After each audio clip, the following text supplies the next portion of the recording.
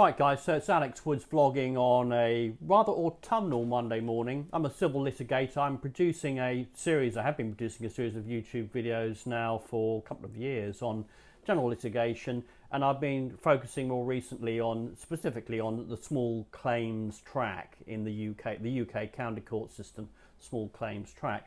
And this is a vlog that I think is going to help people deal with the issue of witness statements. Now, I think the first thing that I need to say is witness statements are evidence, okay? Your pleadings, i.e. your claim form, your defence if you're the defendant, the counterclaim if you're the defendant, the reply to the defence if you're the claimant, the defence to the counterclaim if you're the claimant faced with a counterclaim, whatever it is, these are the pleadings. They state the story. Watch the other vlog on that issue. They don't furnish the court with evidence. So please, please, please, please, please don't be bombarding the court at the beginning of a claim if you're just bringing a claim with a load of evidence, okay? That is for later. Litigation is a process with stages that's broken down.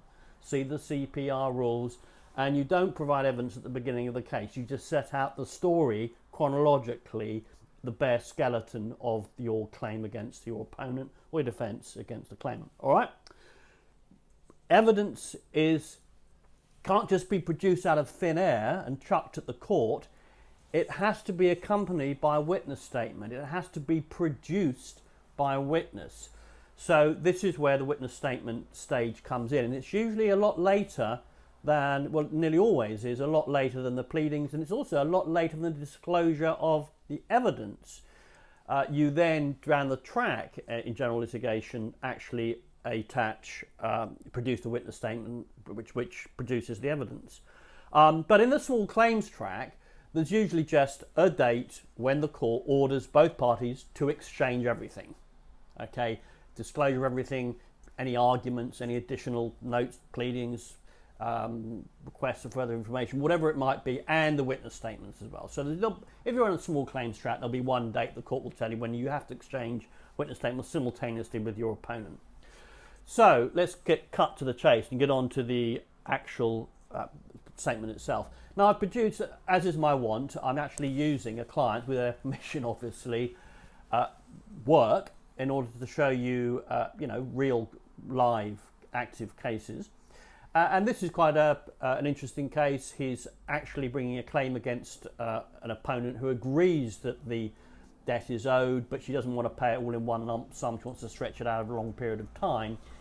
He thinks she has got the money, and she's been stringing him along, and she's been his allegation is that she's been somewhat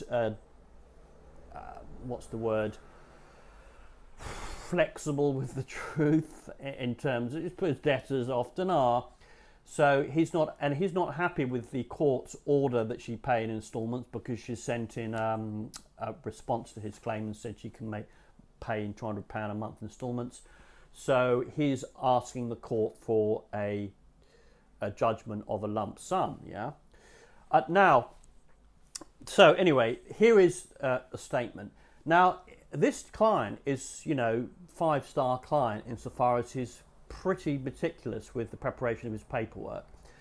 And without actually any of my help, so you can do this, he has produced this witness statement. I don't know where he's got the formatting for the witness statement from, but everything is online, and this is pretty accurate. He's formatted it nicely and intelligently with the classical front plate there.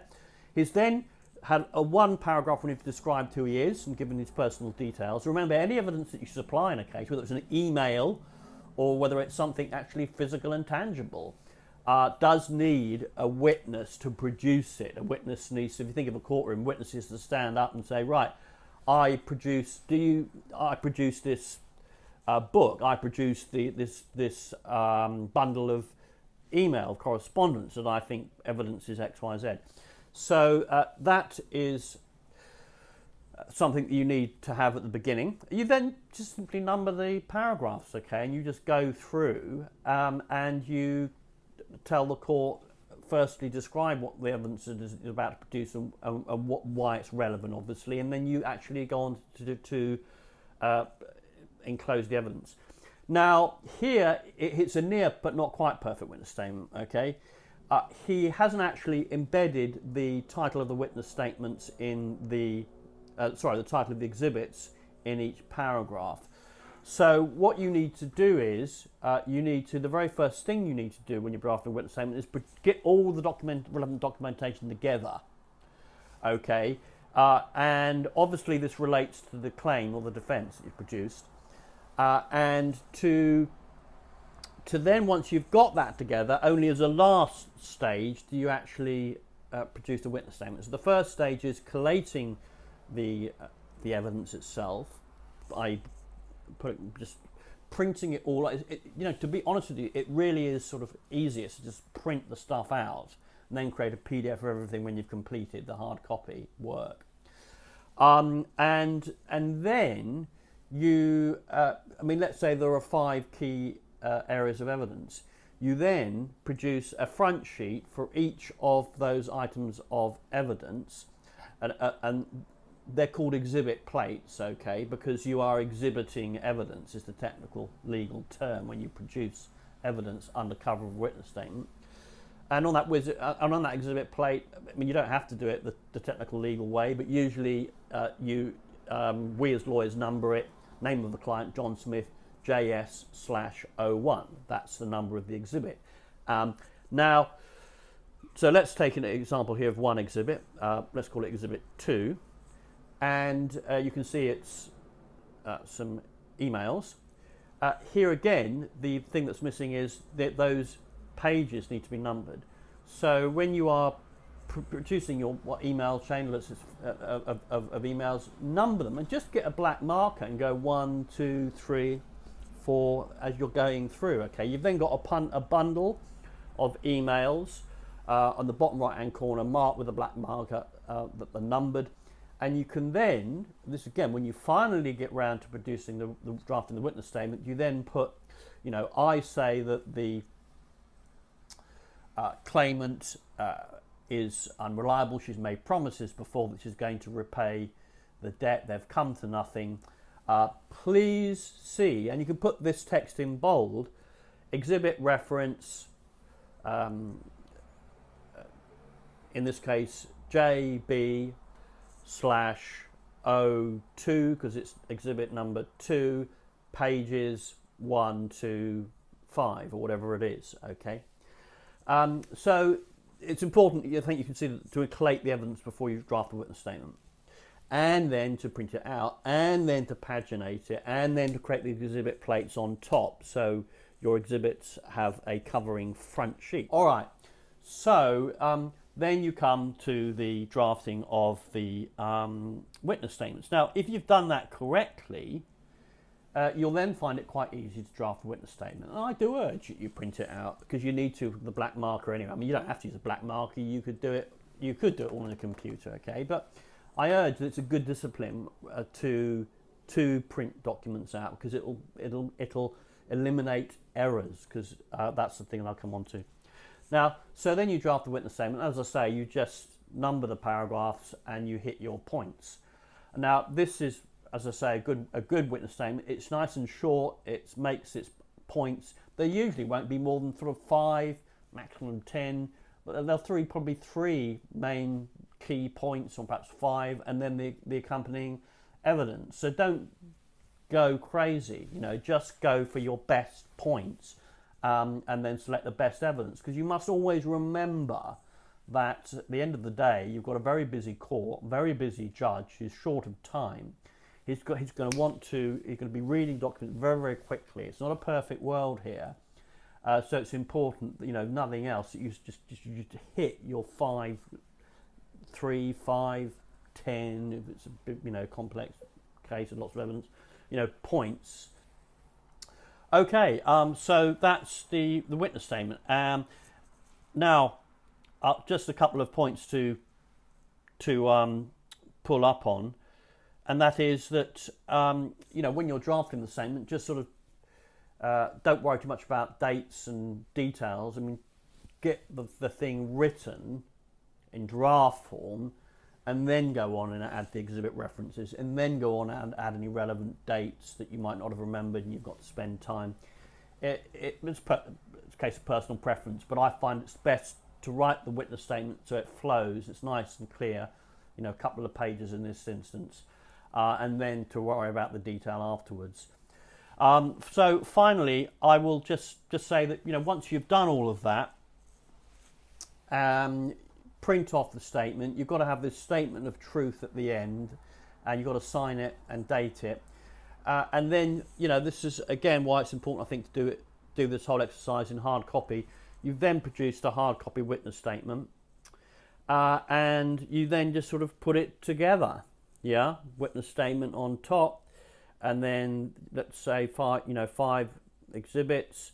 So that'll be 5 exhibit plates.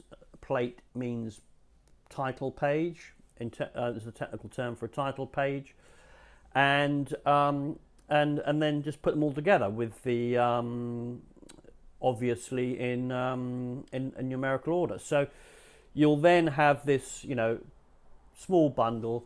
Best thing to do then is to sign it and date it and everything, just to check it. The best thing is to put it in the bottom drawer, sleep on it, come back the next day and check it, because there will be errors in it. There'll be things you've left out. There'll be things you think, actually, that's not necessary, I need to take it out.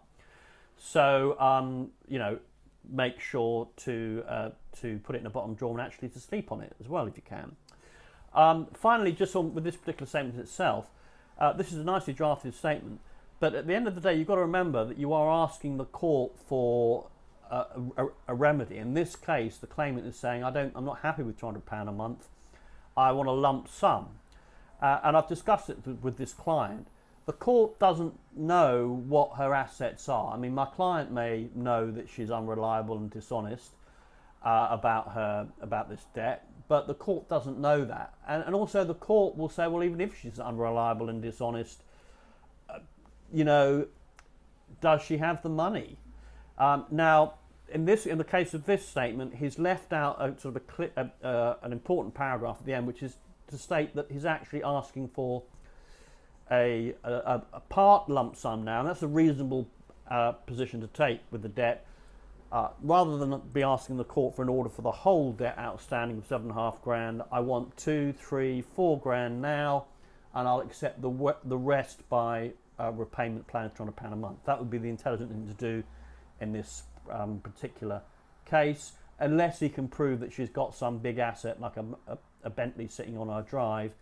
It's probably best to do that. He should also be putting in the statement, perhaps not so much emphasising the unreliability, dishonesty, and the strength of his own claim, but the practicalities of whether she can actually pay. And therefore, if he suspects that she's got an asset sitting around, he should give that evidence in his statement.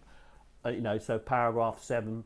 I live across the street from this client. I noticed that she's got an expensive MacBook computer. She's also got a car.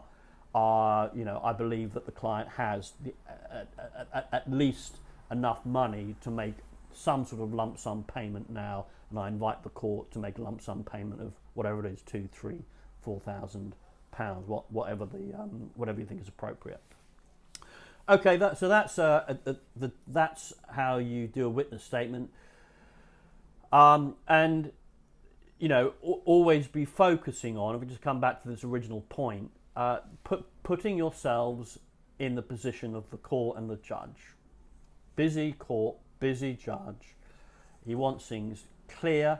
That's why you're paginating the pages. You want to be able to sit in court with him and say, Your Honour, can I go to exhibit number 3, page 7, and then he doesn't have to go, well, where's the statement? Have I got the right statement? I can't find the document. Where is it? And blah, blah. You can just very clearly point him in the direction of the relevant document.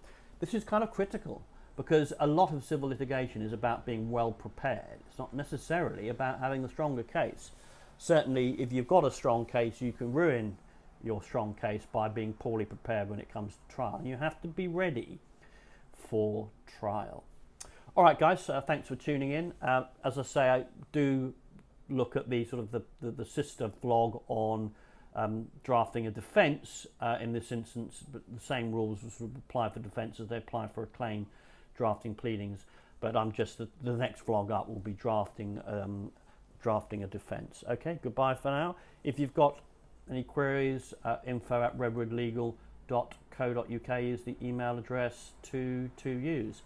And as I often say at the end of my vlogs, you know, you'll save yourself time and money if you want to use our support service, a small claims track support service, by gifting your paperwork in apple pie order, attaching it as an email, sending it to us, including in the email telling us the story of your dispute, your case, why it is you want to claim, or and then emailing that to us before picking up the phone.